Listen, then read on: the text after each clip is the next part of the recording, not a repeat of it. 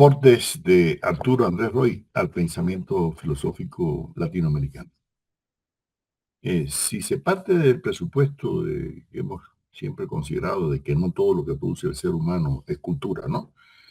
¿Esto qué quiere decir? Bueno, que también no toda la producción intelectual de distintos pensadores, filósofos, ¿no? Pueden resultar favorables a la sociedad humana, ¿no? Y no todo tiene necesariamente cultivarse, como viene la palabra cultivo, y ser heredada, ¿no? ¿Por qué? Y sobre todo valorada, estimulada, ¿no? Incluso puede ser que en un mismo pensador hay elementos valiosos y otros que no lo son tanto, ¿no? Y yo creo que un análisis debe ser diferenciador, ¿no? Además, sobre todo, de valorar la memoria histórica de los pueblos, que es tan importante, ¿no? En la consolidación de la identidad de cada país. Hegel decía, y cito, lo que nosotros somos, lo somos al mismo tiempo como un producto de la historia, o dicho en términos más exactos, que lo pasado, en lo que cae dentro de esta región, dentro de la historia del pensamiento, no es más que uno de los aspectos de la cosa. Por eso, lo que nosotros somos, lo común e imperecedero, se halla inseparablemente unido a lo que somos históricamente. La razón consciente de sí misma que hoy consideramos como patrimonio nuestro y que parte del mundo actual no ha surgido de improviso, directamente, como si brotase por sí sola del suelo presente, sino que es también sustancialmente el resultado del trabajo de todas las anteriores generaciones del linaje humano. Fin de la cita de Hegel. Esto demuestra, bueno, lo que sostenía Lenin con relación a Hegel, ¿no? Que en Hegel estamos en presencia de un idealista, pero idealista inteligente, ¿no? Que está más cerca, decía él, eh, de un materialismo, en este caso como en la obra de Marx, que formas torpes, ¿no? De materialismo, ¿no?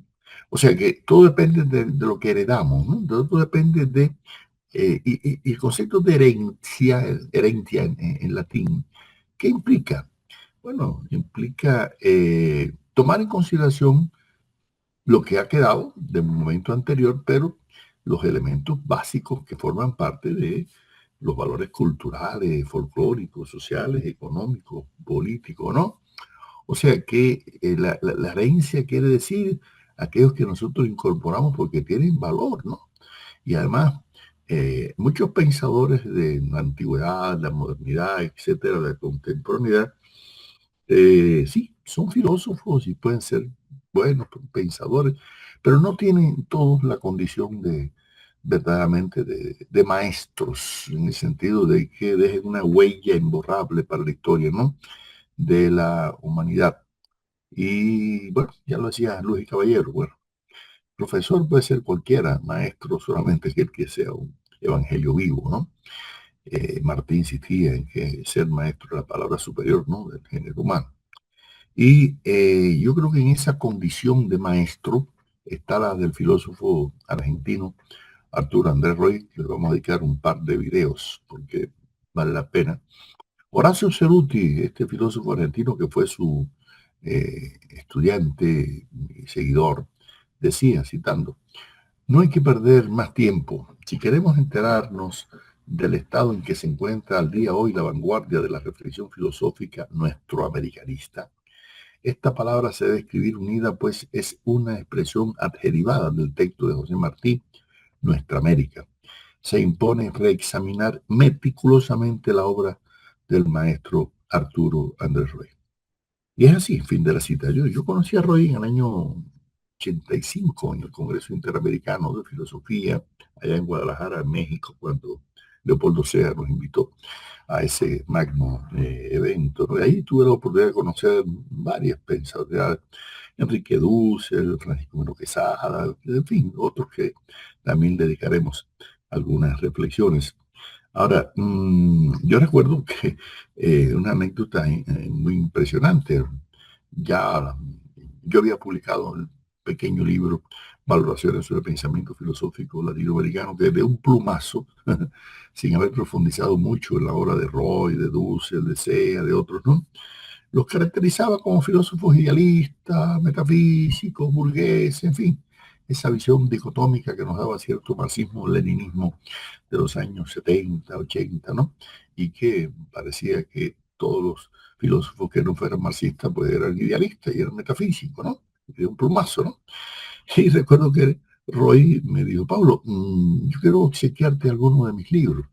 Y entonces me llevó a su habitación de ahí mismo en el hotel y me regaló una carga de libros y de separatas de obras de él, ¿no? Y me dijo, mira, yo creo que tú revises eso y después, por favor, después que leas esto, entonces me digas si en verdad yo soy ese filósofo idealista, metafísico, ¿no? Porque que tú me dices. Y la vida me demostró que era todo lo contrario, ¿no? A lo que yo había pensado inicialmente, ¿no? De Roy. Incluso de ahí surgió cierta amistad también. Lo invitamos a Cuba, a Santa Clara, a nuestra Universidad Central Marta Abreu de las Villas, a dar algunas conferencias, ¿no? Fue impresionante porque él llegó bajo un tsunami que hubo en La Habana y aquello fue terrible. Se inundó prácticamente media Habana, incluso en el hotel en que él estaba, el Hotel Presidente, el agua llegó al segundo piso y lo rescataron por un balcón. Y cuando lo estaban sacando en la lancha, le preguntó a aquellos que lo sacaban en la lancha que si eso era común. Yo, no, no, es la primera vez que sucede.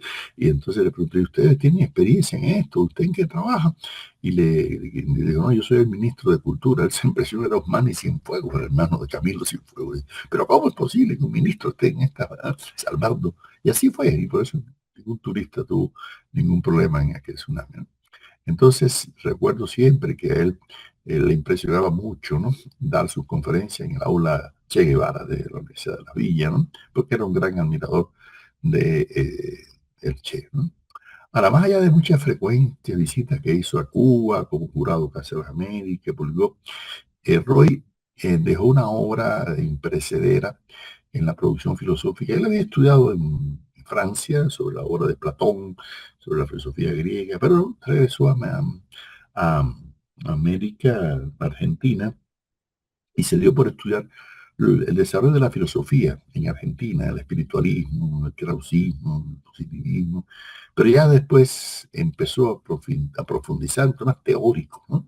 De la vida filosófica. Y hoy en día es imposible desconocer su contribución metodológica a los estudios, ¿no? De la filosofía latinoamericana, términos sobre el cual siempre tuvimos alguna discrepancia en cuanto al término, ¿no? Porque yo decía que debía ser más filosofía en América Latina. Él hablaba de filosofía latinoamericana y yo creo que se puede entender también. En su libro Caminos de la Filosofía Latinoamericana dice Roy, cito, la filosofía latinoamericana tiene como uno de sus objetos relevantes el de nuestra cultura. Sin embargo, no es una filosofía de la cultura. Y si tuviéramos que cualificarla, deberíamos decir que más se aproxima a una antropología que a otro campo del saber. Es necesariamente una filosofía de la filosofía en cuanto a preguntar acerca de sus alcances, constitución y métodos. De todos modos, se trata de una filosofía que tiene como uno de sus temas recurrentes y decisivos la relación filosofía-cultura. De ahí que la problemática actual de la interculturalidad y en particular del tipo de diálogo que genera, así como su teorización, sea cuestión asimismo de importancia para la filosofía latinoamericana tal como la venimos definiendo.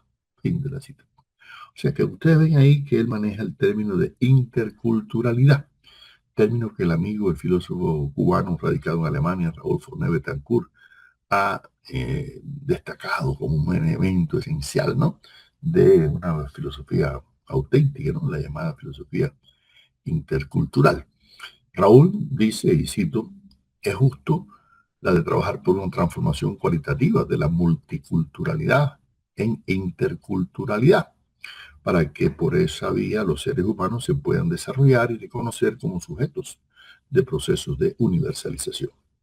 Con esta perspectiva programática es lógico que la interculturalidad tenga que representar un verdadero desafío para toda filosofía, que pretenda pensar inteligentemente en nuestra situación histórica y tratar de intervenir en su curso apoyando alternativas de un verdadero mejoramiento humano. Fin de la cita.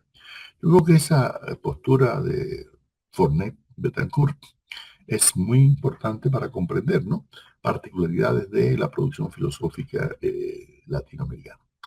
Ahora, en el caso de Roy, cuando ya nosotros fuimos intercambiando con él ideas respecto a esas particularidades de la vida filosófica latinoamericana, y cuando a finales de los 90 se nos ocurrió elaborar un proyecto latinoamericano de investigadores sobre el tema de la condición humana, para ver qué producción intelectual había, no solamente de filósofos, sino de escritores, artistas, pensadores, sacerdotes, políticos, poetas, en fin.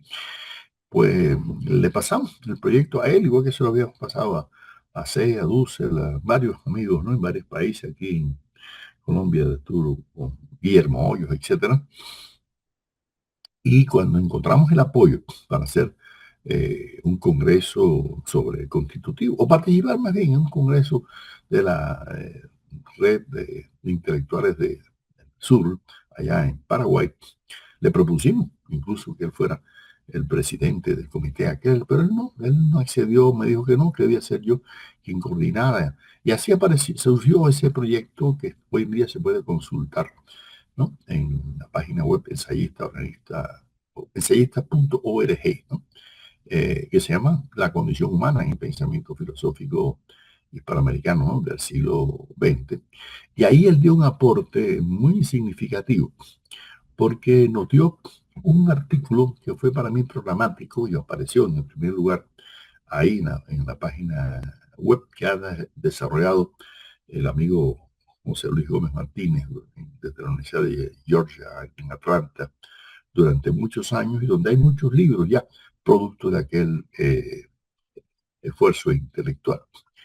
En un artículo que él dio para ese proyecto llamado La condición humana desde Demócrito hasta Popol Vuh, miren la definición que nos da Roig sobre el tema. Dice, cito: tanto la crisis de los esencialismos, por un lado, así como la fuerza con la que el despertar de lo ecológico ha adquirido en nuestros días, por motivos más que alarmantes, nos obliga, digámoslo así, a repensar la problemática antropológica desde otras categorías.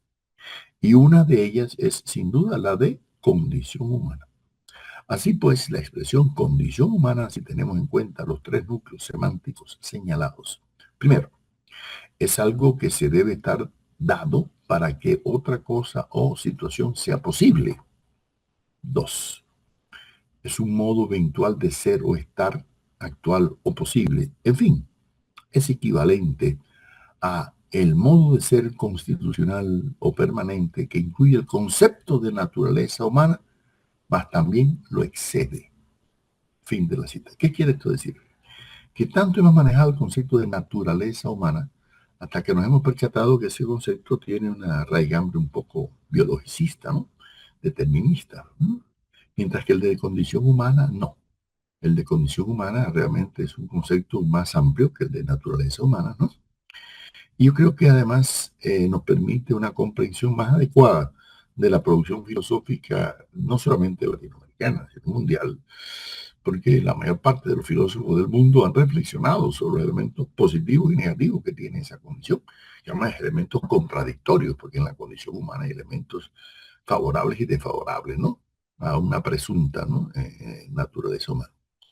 Ahora, en un análisis inicial que nosotros hicimos sobre la obra de Arturo Andrés Roy, llegamos a la conclusión de que hay muchos elementos esenciales que son contribuciones de Roy, ¿no? Además, él creó una escuela de pensamiento importante en Mendoza, Argentina, en la Universidad de Cuyo.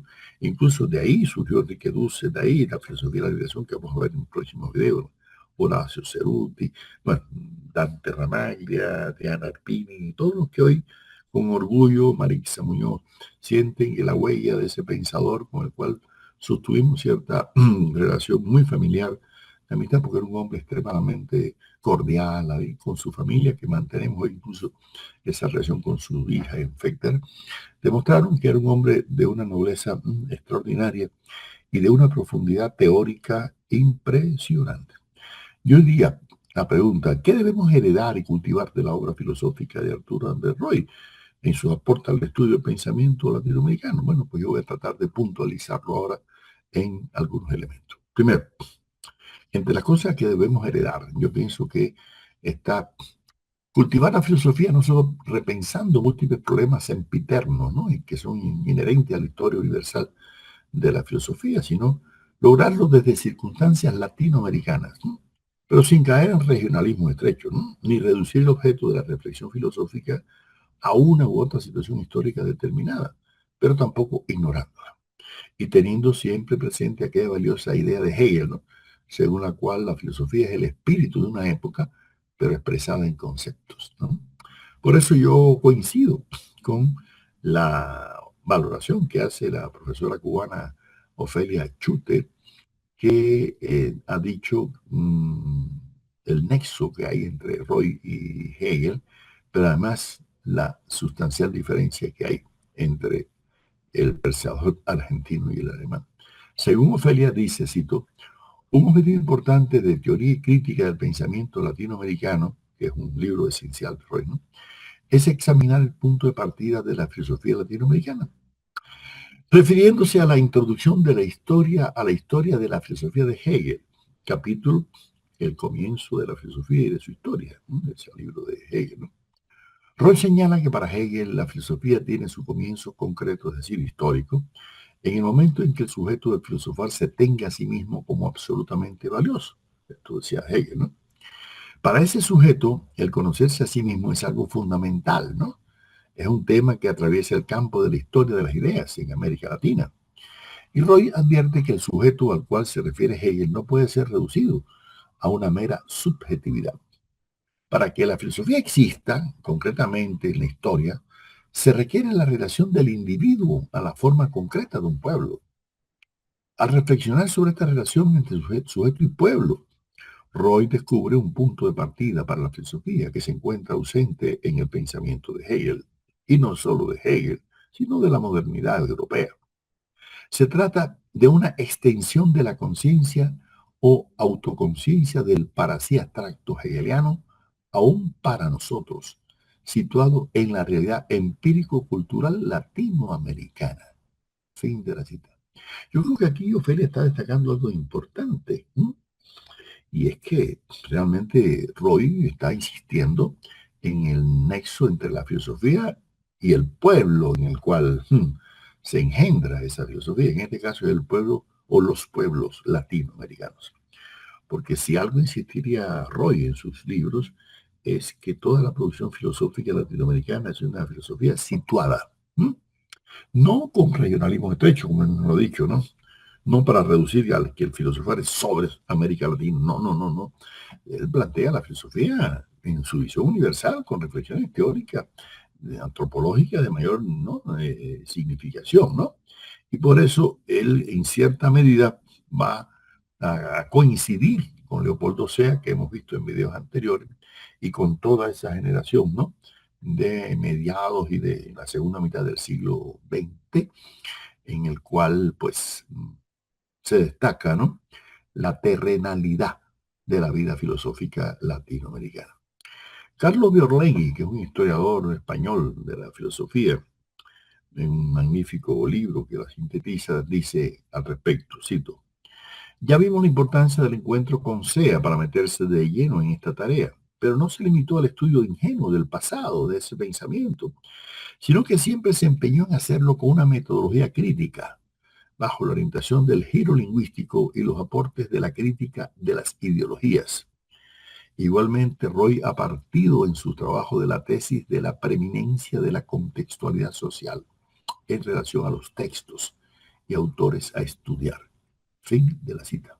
Aquí Biolegui destaca algo importante, y es que cuando Roy regresa a América, claro que ya está la obra de Leopoldo Sea, está la obra de muchos otros estudiadores, de Arturo Ardao, el uruguayo también, y de otros pensadores, pero Roy le va a dar una impronta vinculada primero al giro lingüístico tan importante, ¿no?, en sus reflexiones y la importancia semántica y de la semiología, ¿no?, como él va a cultivar, pero también la crítica de las ideologías, que es otro elemento que transita, ¿no?, a través de toda la obra de Roy.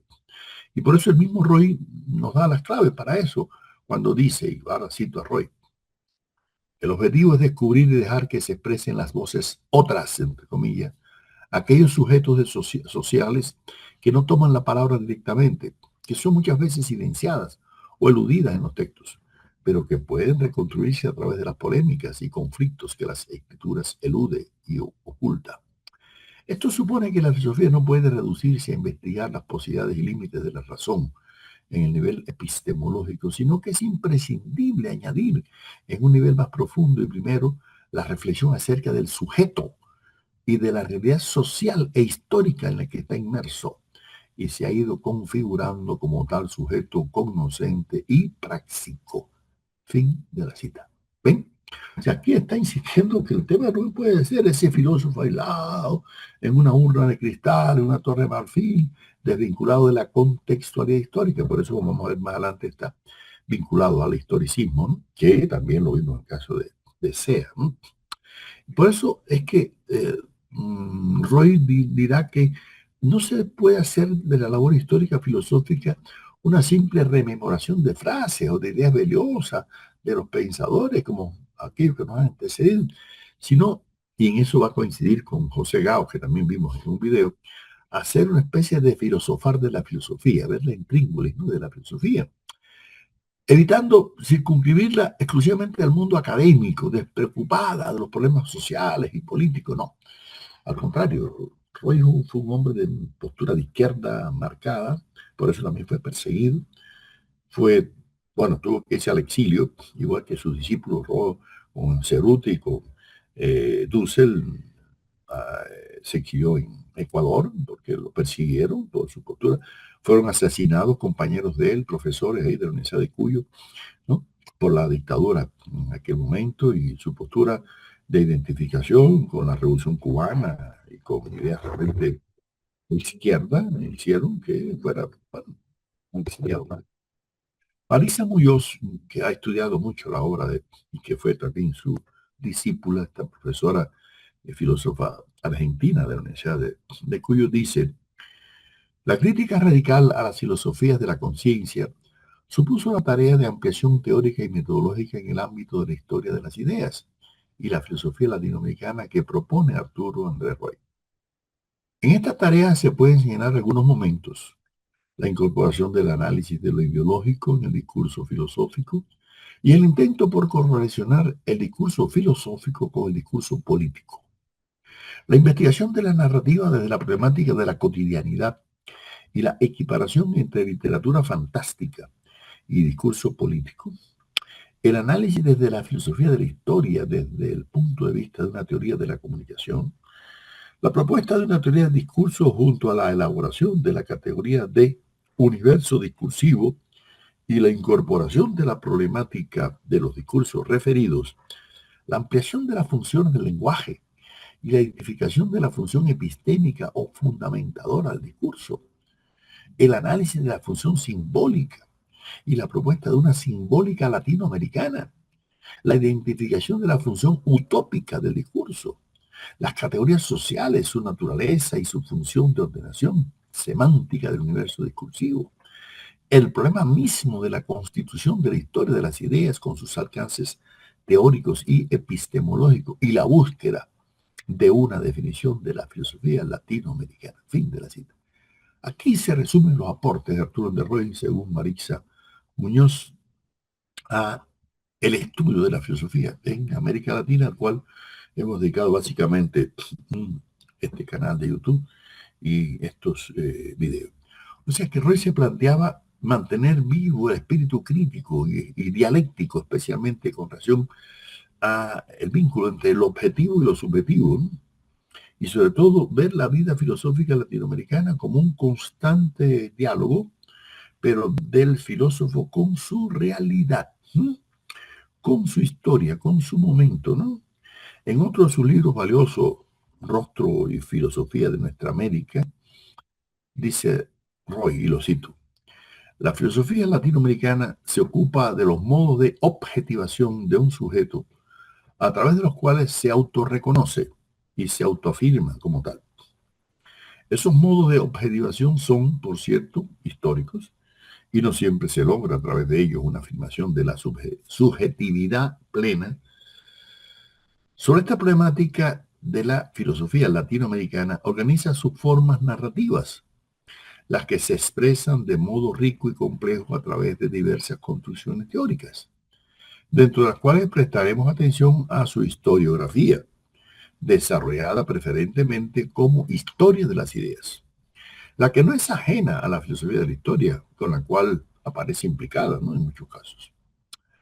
Aquella afirmación de subjetividad es condicionante, pero también e inevitablemente condicionada. Hacemos nuestras circunstancias, mas también ellas nos hacen. Debido a esto, la historia de aquel acto de afirmación nos muestra un elevado grado de contingencia y desarrollo del proceso de autorreconocimiento y de autoposición. Muestra comienzos y recomienzos. Mas al valorar un momento como comienzo y proponer un recomienzo implica una prospectividad, una posición proyectiva desde la cual no solo se mira con una actitud constructiva hacia adelante, sino que se mira hacia atrás con igual signo. Se trata de una objetividad que no renuncia al punto de partida inevitablemente subjetivo. Aquí subjetividad y subjetividad se identifican. Ponemos en juego un derecho respecto de nuestro pasado y el de medirlo desde un proyecto de futuro vivido desde este presente. De ahí la selectividad inevitable de la determinación acerca de que sea hecho histórico o no para ese sujeto y también la necesidad de fijar el criterio desde el cual se pone en ejercicio. Fin de la cita.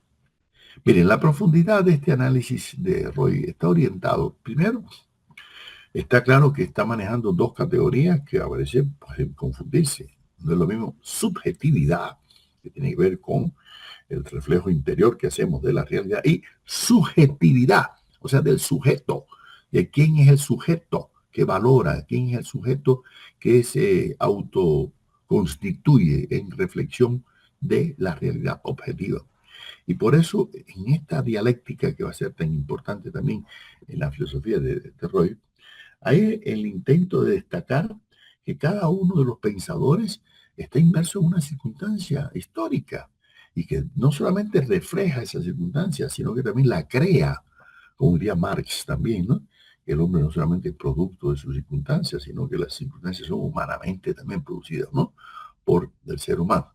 Entonces, para Roy, el discurso teórico no es algo abstracto separado de la realidad. No, no, no, no, no, no. Es una síntesis teórica de la propia realidad. Y por eso es que el filósofo tiene que ser un verdadero analista de su tiempo.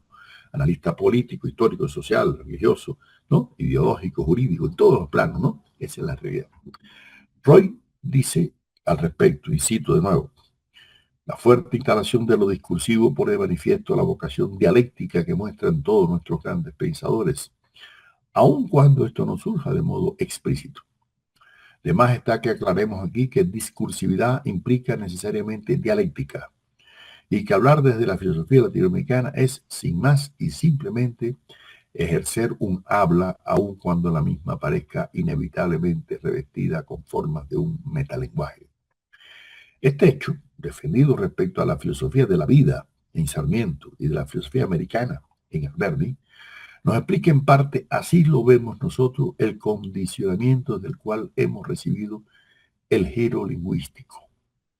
Es únicamente en el nivel de las hablas en donde es posible captar el hecho de que todo lenguaje es acabadamente cuando se nos presenta en posición de comunicación. Fin de la cita. Como ustedes pueden ver aquí, él se está apoyando incluso en dos pensadores argentinos que llaman Sarmiento y Alberdi. Es decir, aquellos que han insistido, por un lado, en la vitalidad de la filosofía o en la condicionalidad política de la filosofía, ¿no?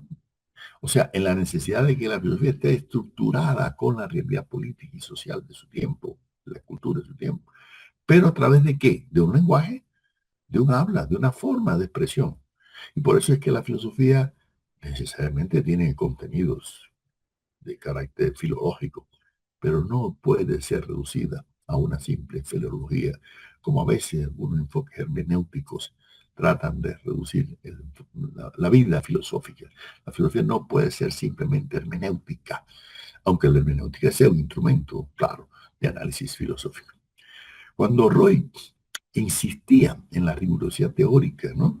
De ver la filosofía auténtica, articulada a las preocupaciones, de rescatar los valores que hay en la producción de la vida filosófica latinoamericana, lo hacía en primer lugar por destacar que también en la vida filosófica latinoamericana había aportes universales. Por ejemplo, él hace un análisis magnífico del filósofo venezolano Andrés Bello y lo considera como uno de los antecedentes de la semiótica, por ejemplo, cosa que normalmente se le atribuye a Charles Sanders Peirce, ¿no?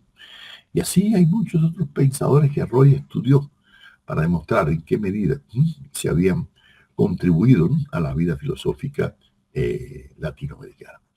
Pero yo creo que Roy orientó la búsqueda de la historia de la filosofía latinoamericana hacia cuáles eran sus rasgos discursivos, sus rasgos dinámicos y sobre todo sus rasgos dialécticos, que esa es una dimensión muy importante que plantea Roy en toda la dialéctica, entendida como la búsqueda de las contradicciones en la realidad y en el pensamiento, pero no para atribuirle de manera a priori a la realidad, no un pensamiento dialéctico.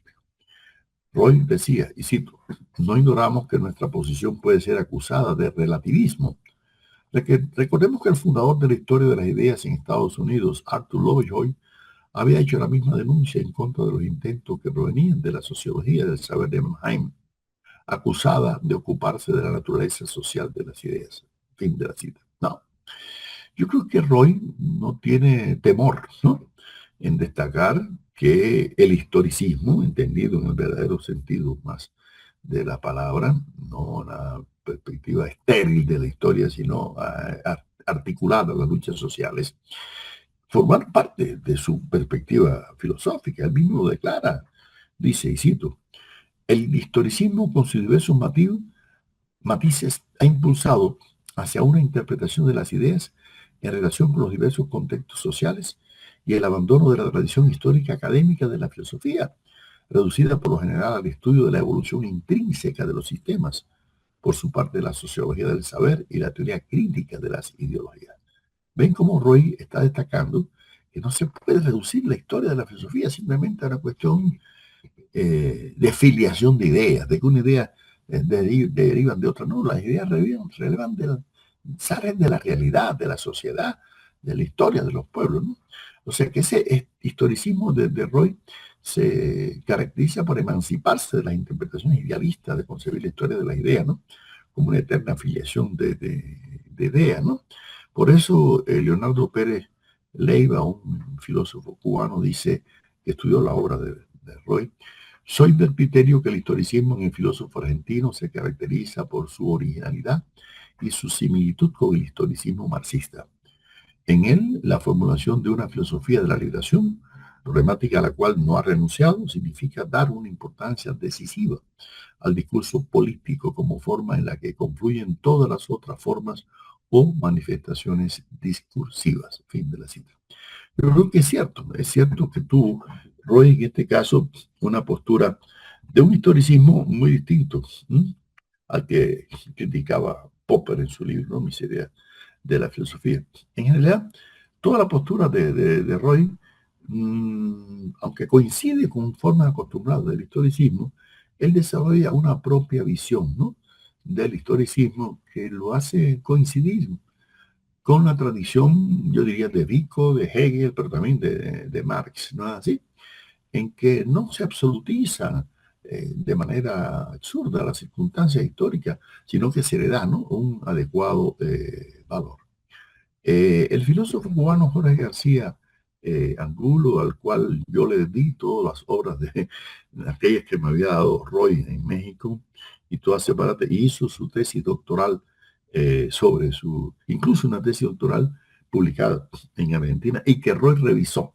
Importante, él dice Jorge García, el leitmotiv que acompaña el historicismo crítico, asignado como uno de los rasgos esenciales de la propuesta de Roy a lo largo de su fecundo quehacer filosófico e historiográfico, se caracteriza por la denuncia de este trasfondo alienante de la cultura hegemónica y sus múltiples expresiones teóricas y metodológicas en el campo de la filosofía y la historia de las ideas filosóficas en nuestra región. Fin de la cita de la tesis de Jorge. No, yo creo que esto explica el carácter matinal que le da Roy a la filosofía. Recuerden que siempre se ha tratado de identificar a la filosofía con el búho de Minerva, ¿no? No. Roy insiste que en lugar de un búho debe ser la calandria, debe ser el ave del amanecer y no del anochecer, no el búho que ve de noche, sino la calandria que ve de día, ve la nueva realidad, ¿no? Creo que Roy realizó una diferenciación muy profunda, no solamente del historicismo, sino también del humanismo. Y el humanismo que va a estar vinculado en la obra de Roy se articula a ese humanismo práctico que ya hemos visto y que Roy destacaría en la obra de Bolívar, de Martí, de Mariátegui y de Che Guevara, ¿no? Y entonces por eso Roy va a presentar un humanismo que dice él, el humanismo se presenta, es verdad, entre nosotros como un desarrollo muchas veces difuso, ocasional y asistemático, sobre todo si entendemos la noción de sistema aproximándonos a su fórmula escolástica. Pero para él ese no es el humanismo, ¿no? El humanismo es algo superior, y lo cita cuando dice, en esta marcha se ha ido consolidando un hilo teórico al que alguna vez hemos caracterizado como un humanismo y también como un idealismo, y cuyo eje ha sido y es la afirmación de la dignidad humana, entendiendo por tal lo que no puede ser convertido en mercancía, porque aun cuando ha existido y existe un mercado de seres humanos, no perdemos por lo mismo que humanos aquella fuerza emergente que hace regresar a los pueblos a su humanidad, aún a costa de sangre y lágrimas. Y eso es lo que da contenido axiológico a aquel idealismo que se empina apoyándose en las exigencias de inclusión a la vez que de rechazo a marginaciones y exclusiones. Fin de la cita. Quiere decir, y esa es la razón por la cual Roy se va a identificar con las posturas ideológicas de un humanismo práctico que también propugnaban Leopoldo Sea, el peruano Augusto Salazar Bonde y otros filósofos de su época. Cuando Roy, con esto voy a ir concluyendo este análisis y preparando otro video que voy a dedicar a sus ideas sobre la libertad y la justicia social, que es tan importante en su obra, estudió las diferentes formas de eclecticismo, krausismo, espiritualismo, positivismo, pragmatismo, posmodernismo, incluso fue muy crítico, ¿no? Y también de pensamiento marxista. Roy insistiría en el carácter contrahegemónico, contestatario, pero también creador y generador de las reflexiones teóricas auténticas. Y en eso hemos insistido mucho.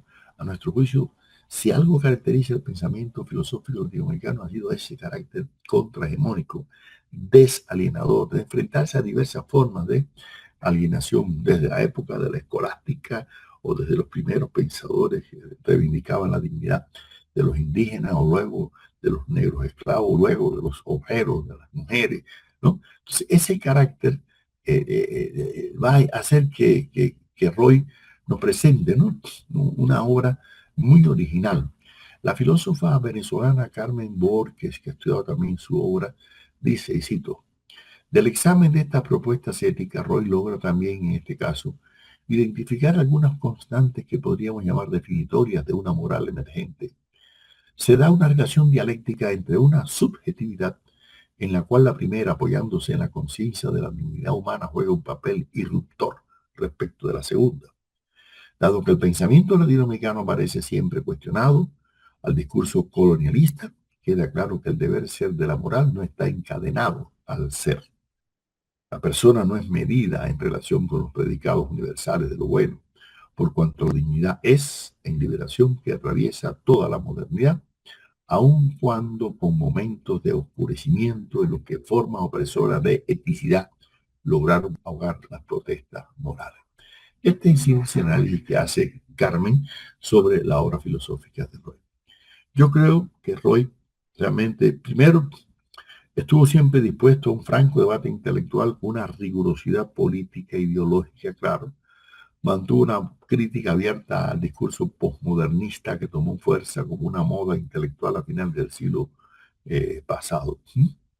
Y aunque Roy valoró mucho a la filosofía antigua, a su Platón, del cual había hecho su tesis en Francia, a la filosofía moderna europea y nunca sin embargo, realmente Roy se dedicó toda su obra básica a estudiar la historia de la filosofía en América Latina.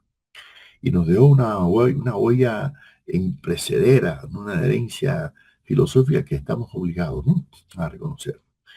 En el año 2007, cuando coincidimos con Roy y Cerruti allá en Congreso en San Juan, en Argentina, Roy se nos acercó y nos dijo: Pablo, Horacio, yo creo que me estoy poniendo viejo.